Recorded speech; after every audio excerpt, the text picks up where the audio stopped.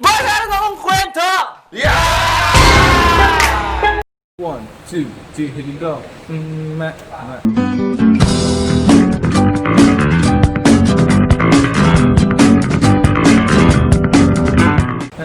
Magandang hapon po sa ating lahat and welcome po sa ating Takeaway Tuesday! At muli na naman po natapos ang ating series about Christian living at sigurado po ako na marami na naman po kayo natutunan sa kung paano nga po ba mamuhay ng tama ang isang Kristiyano.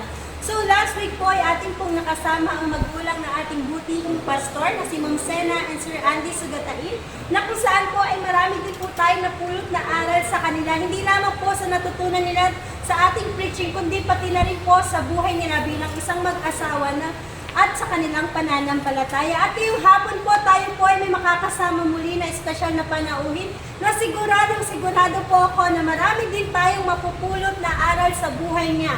At bago ko po siya tuluyang ipakilala, gusto ko lamang po kayong bigyan ng konting background kung sino nga po ba yung makakasama natin. Isa din po siya sa leaders ng The Light Church at siya po ang head ng ating music ministry.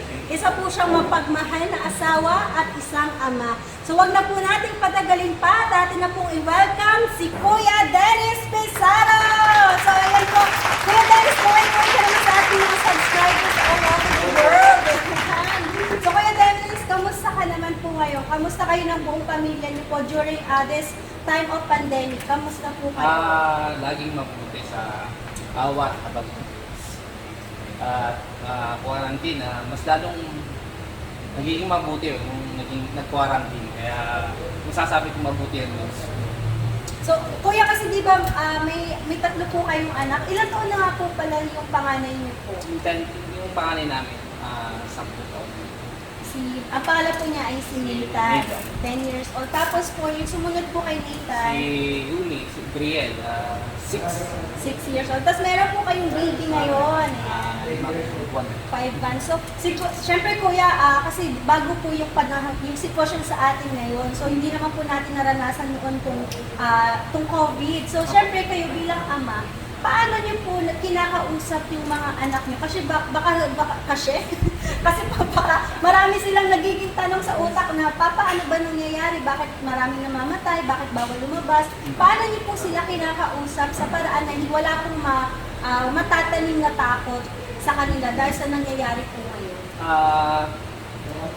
Kinakausap na namin sila sa pamamagitan ng Bible. Kasi meron tayong devotion na tinatawag. Kaya nga napabuti ang quarantine tayo na to. Kasi nagkaroon kami ng ng pag-uusap. At naano din sila na magtanong sa amin, ba't pa nangyayari itong ganitong bagay? Ngayon, hindi ko masagot sa akin, Bible lang sumagot. Kapit ko sa mga anak ko, mga anak, huwag kayong matakot sa nangyayari. Although nakakatakot talaga. At ang lahat ng ito ay nangyayari. Ito ay nasa Bible. So, ayun, bakit may silang tanong bakit ka nangyayari yung ganito? Bakit dilodoob ng Diyos? Kasi nga, lahat ng bagay na ito ay may kapahintulutan. So, kung di mangyayari ito, hindi mangyayari ang salita ng Diyos. Kaya, lumalim kami sa pamamagitan ng pagbabasa ng Bible. Kaya, yun ang naging namin pananalangin.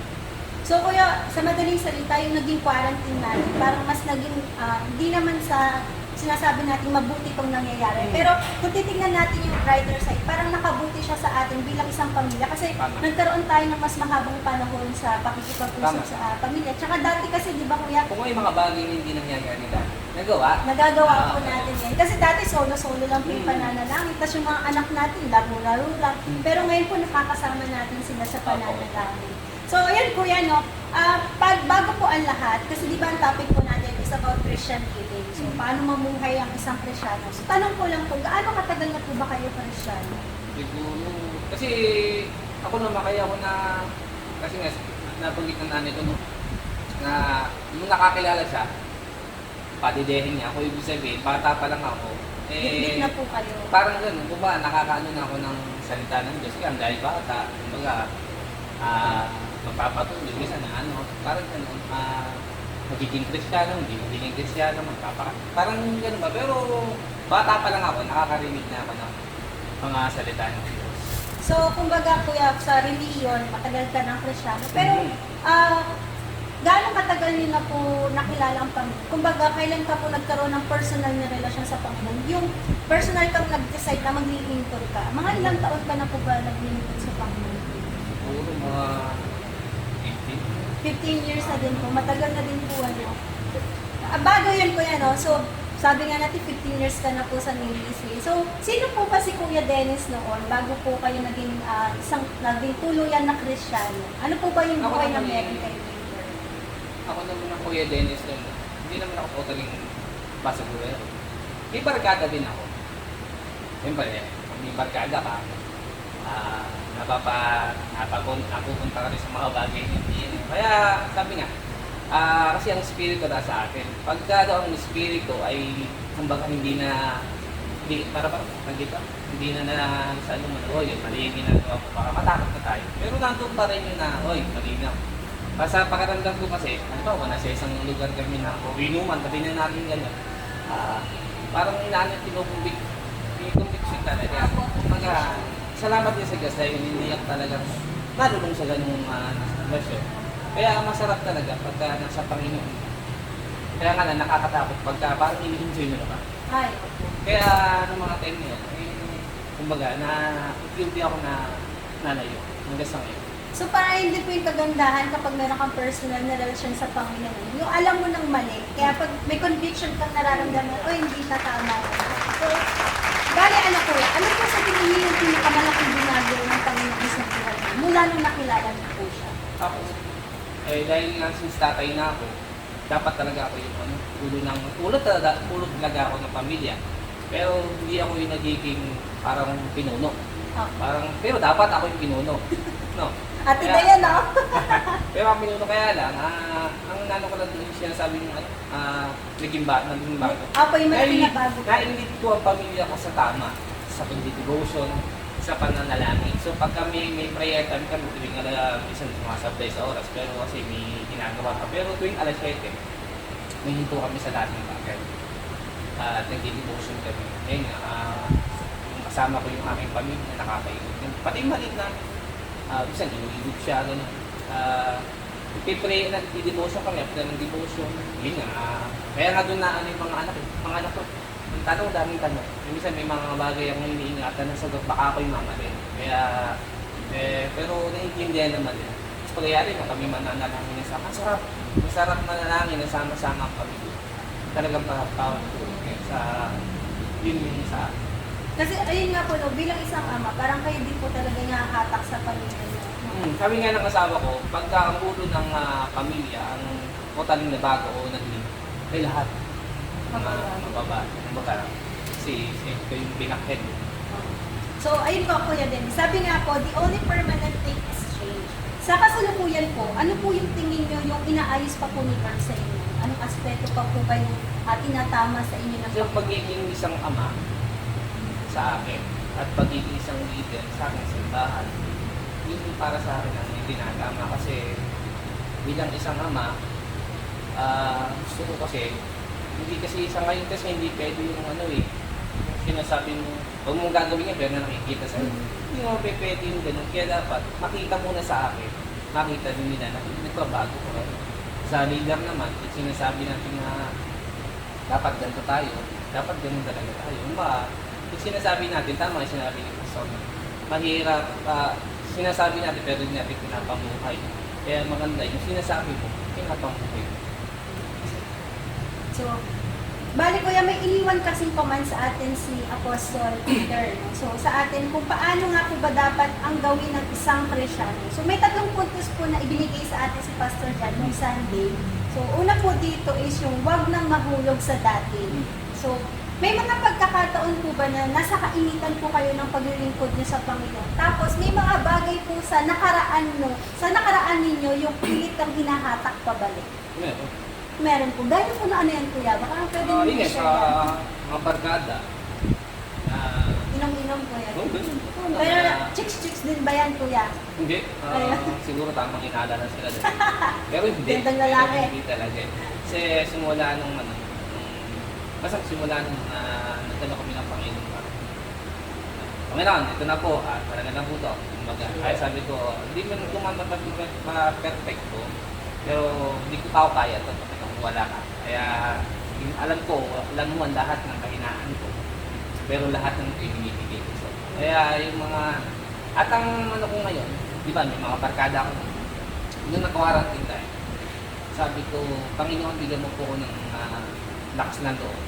Kumbaga, gusto ko, takutin naman sila sa simba. Pero nagawa ko na dati yun. Kaya nga, walang simbahan na.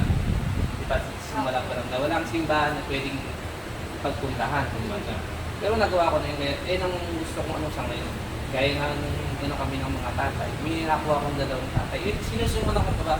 Sinisimulan ko na maghawak ng mga kaluluwa. Yun naman ang ating gusto sa buhay. So, kumbaga kuya, kasi di ba, yun nga tayo sa tanong ko kanina, may mga bagay, kainitan ng paglilingkod mo sa Panginoon, may mga bagay na binabata ka mo sa iyong nakaraan.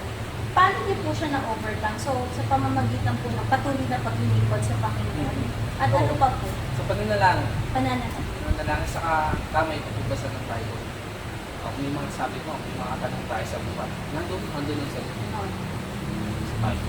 So, hindi ka lang po dapat basta nananalangin, kundi dapat inaaral din natin yung salita ng Diyos at isinasabuhay. Tama. So, kuya, yun yung unang puntos natin. So, may dalawang puntos pa po. Yung pangalawang puntos po natin, sabi ko, mamuhay ng may kabanalan at sikaping maging makadiyos. At yung pangatlo po is, mamuhay ng mapayapa, walang dungis, at walang kapintasan. So, kuya, kung babasahin natin, ito parang napakahirap pong gawin. So, pero kuya, kaso yun po yung sinabi ni Apostol Peter na dapat daw po gawin ng isang Kristiyano. So, kuya, sa paanong paraan po ba natin pwedeng maisabuhay itong mga bagay? Kung sabi mo mahirap gawin yung ganyang bagay. Mahirap banal. Opo, kumbaga, mamuhay na may kabanalan. Mabuhay na may kabanalan. Dahil sabi nga ng Diyos, dahil sa habag at biyaya niya, kaya tayo na maligtas. Kung ang Diyos ay titingin sa standard lang na kailangan ganito lang, wala siguro maligtas. Kaya nung binigay niya yung anak para tayo maligtas. Sa tanong mo, Paano po natin siya maisasabuhay? sa buhay, sa akin, sa buhay natin sa pamamagitan ng paglilingkas sa Panginoon. Sabi ko nga sa ngayon, gusto ko yung buhay ko, umikot na lang sa Panginoon, sa paglilingkod sa Panginoon. Kahit kung mga anak ko pinupush ko sa ganung bagay, kung may ministry ka ako sa church, kita ko. Bakit ko nga, kung tatawagin sa pagiging pastor, bakit hindi? Kaya, binibigay ko lahat sa Diyos ang lahat ng bagay niya. At sabi ko nga, binibigay ako sa Diyos habang may lakas sa nawa sa umingin madagdag niya pang pinigay. So, yun nga po yung napakahirap din po kasi talagang Mahirap kasi mamuhay. Yung walang kapintasan, di ba? Parang, hindi kasi tayo perfecto eh. So, Saka hindi ang hirap kumilos ng gano'n. Di ba? Banal ka na. Opo. Banal siya ba kung banal mo? Para bang iiwasan ka ng tao. Parang, kasi kakamali din po tayo. May nasasabi po tayong kamalian, may nagagawa tayong kamalian. Pero, kailangan daw po natin gawin yung bilang isang Kristiyano. Siguro para mas i-apply po natin siya sa ating buhay. Talagang kailangan manatili ka po sa presensya ng Panginoon. Kasi kapag nasa presensya ka ng Panginoon, yung mahirap sa paningin natin, nagiging madali dahil kasama natin siya. So, yun kuya, sa paano paraan naman po nakatulong sa buhay niyo yung prayers and devotions natin? Malaki. Dati hindi ako nagtuloy. Hindi kayo mapanalangin. Sabi nga ng anak ko, yes, nananalangin kami. Siguro, ang sarili, kanya-kanya. Yun nga, yung naitulong, malaki na itulong. Nandun na lumalim ka sa Panginoon, sa pananalangin. Eh, minsan yung binigay sa ating challenge ng ating pastor. Eh, patampol pa sa pamilya eh. Na minsan ay tinatamaan ka. Hindi lang ako, pati yung mga pangunahan. Yung buong pamilya. Kumbaga kung hindi mo nabasa yun, paano masasabi na, ay, ganun pa na. Lalo po ngayon sa Ephesians, yung magpasakop daw ang mga asawang babae sa kanilang asawang lalaki. Kaya yung mga dyan, yung mga asawa, sabi pasakop. Kami yung ulo, kaya lang, kahit na kami yung ulo, kayo pa rin yung salig eh. Kayo ang taga-pukpok daw po. Pero hindi naman dapat yun. Pero, So, malaking bagay din po talaga yung pananalangin natin. Malaking bagay. Tsaka, Dati po kasi, nagbabasa lang talaga tayo ng mga verse natin. Pero ngayon po kasi talagang naiaaral natin. Kumbaga nahihimay-himay po Oo, natin. mga na devotion, kaya mga na devotion, lalo na sa pamilya.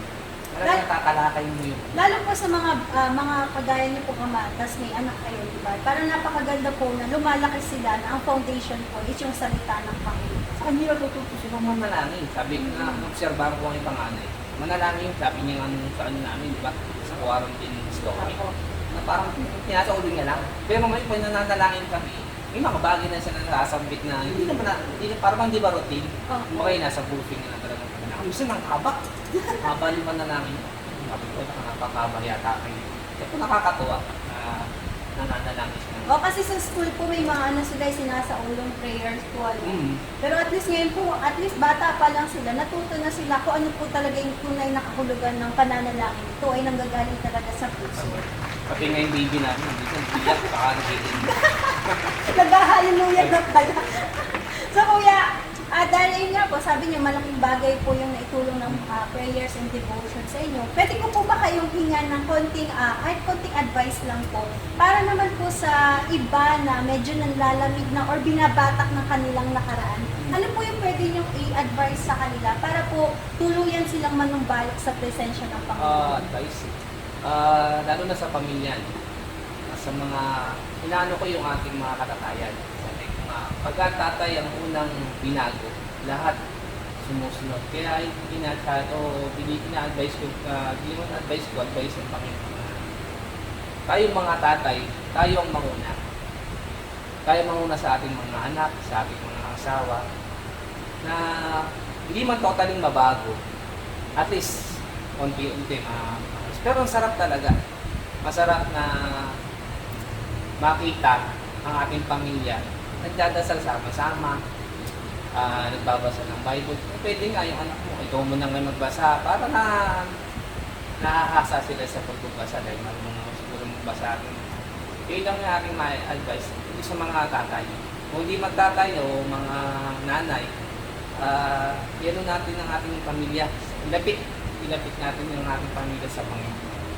Tulak natin magbasa. Kahit na huwag ng pocket book, yan na lang. Pero hindi naman masama siguro ang pocket book. Pero pagkasabi ko, ang Bible maganda may action. May love story. May horror din yan. Kaya sabi ko nga sana ko, gusto nyo nang basahin, marami ka kakontanong, di ba? O dyan yung kakong masasagot.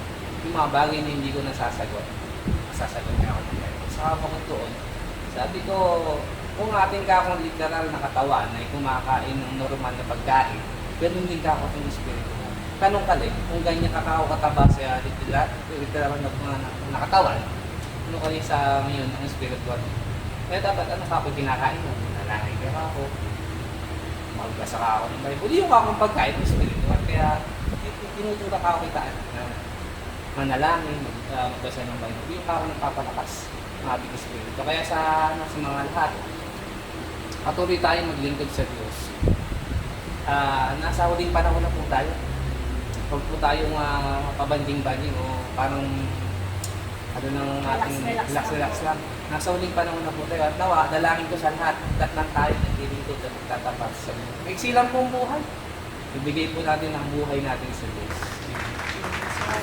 Bilang isang ama, ang ganda po marinig mo na sinasabi niya din po sa mga kapwa tatay niya, napangunahan din talaga ang mga pamilya nila. Kasi sa totoo lang din po ang pagbabago sa isang tahanan ay nagsisimula kapag po nagbago na din yung desisyon ng isang ama. Kasi madali na po niyang madadala. Kaya sabi ko nga sa'yo, hindi na yung uso ngayon mo, why?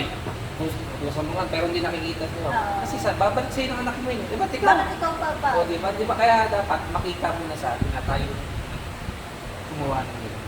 At saka syempre sa mga nanlalamig din po sa kanilang pananampalataya, hindi po mahirap bumalik sa Panginoon. Kumbaga, isang hakbang pabalik mo lang po, pag lumingon ko, nandyan na agad ang Panginoon. Kaya kung nasa season po tayo ng panlalamig, or kumbaga, kasi lalo ngayon, na online na lang ang service natin, tas nasa bahay lang tayo, parang medyo na petiks tayo, na relax po tayo. Sana kahit nasaan man po tayo, o anong sitwasyon, or anong panahon po yung kinalalagyan natin, lagi po natin babalikan yung first love natin, which is si Lord, na ginagawa natin ang lahat ng bagay na ito dahil para sa Kanya at lagi natin tatandaan na mula sa Kanya ang ating buhay. Tama po ba, Kuya Dennis? Kasi napakasarap po talaga maglingkod sa Panginoon. Napakasarap. Kasi hindi naman po tatagal ng 15 years sa pagiging isang Kristiyano si Kuya Dennis kung hindi po masarap sa presensya ng Panginoon. Doon talagang sinusubok po ang ating buhay bilang Kung Kristiyano. sinusubok man tayo ng panahon, huwag tayong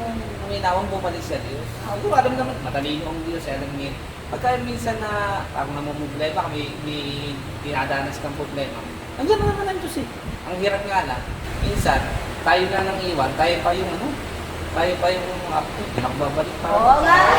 Nandiyan ba yung ganun? Oh, wow! That is relatable! Napakabuti po ng Diyos at napagmahal na Diyos. So, pwede tayong bumalik anytime sa Panginoon. Pwede tayong tumakbo Sabi palapit nga sa eh, para Kanya. tayong isang baboy. Aray! Di baboy na katabaan. Kasi di ba ang baboy, paliguan mo man daw, bumabalik sa dati. Sana huwag tayong maging ganun. Kasi nung nakipag-isa tayo kay Kristo, talagang totaling binago tayo sa Diyos. Hindi man talagang makita sa buhay natin. Hindi na tayong bumalik sa dati. Eh, alam naman natin ang kakainat ng iba, baka tuloy-tuloy tayo sa ganyan. Mapapahamak tayo sigurado. Huwag na natin hintayin pang mapahamak.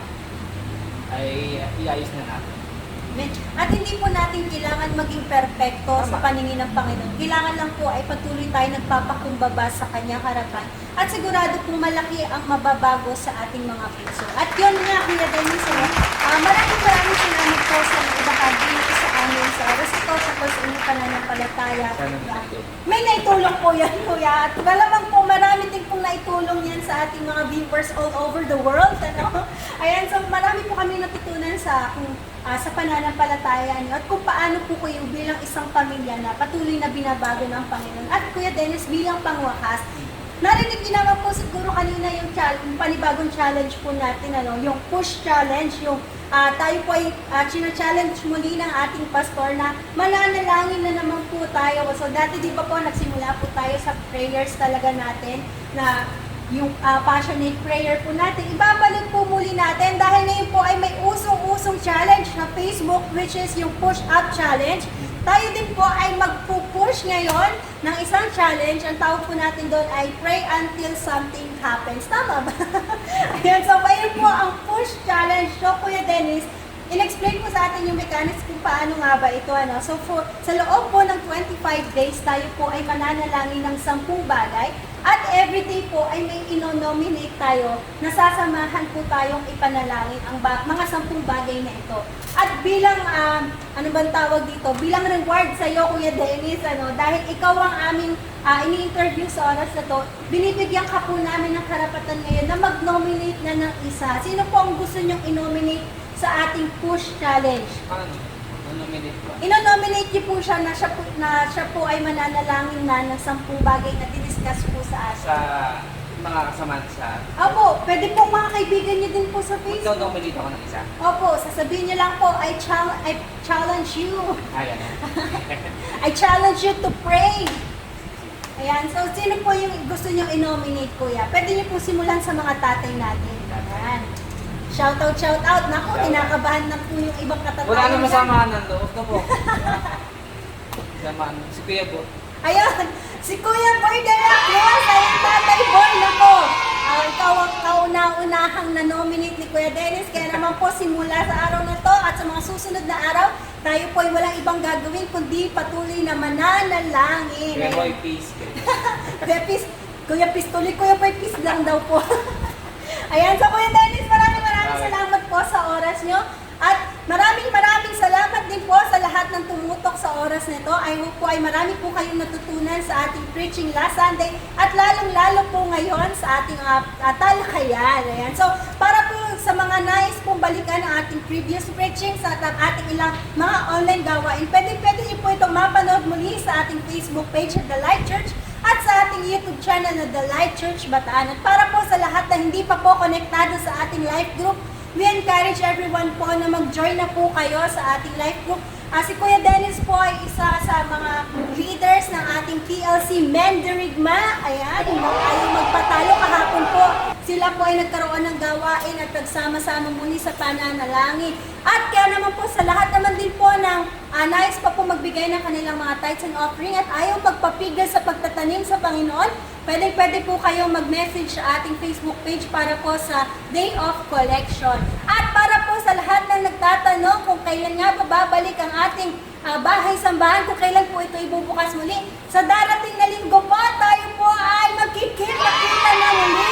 Ayan, so babalik na po ang pagsisimba natin, pero meron po tayong, pero i-observe pa rin po natin ang ating social distancing, kaya makipag-coordinate po muna tayo sa ating mga life group guides sa kung paano po ba tayo pupunta ng ligtas dito. Ayan, dahil limitado pa rin po kasi ang pwedeng dumalo dito. So, be updated lamang po sa ating Facebook page at sa ating mga life group guides.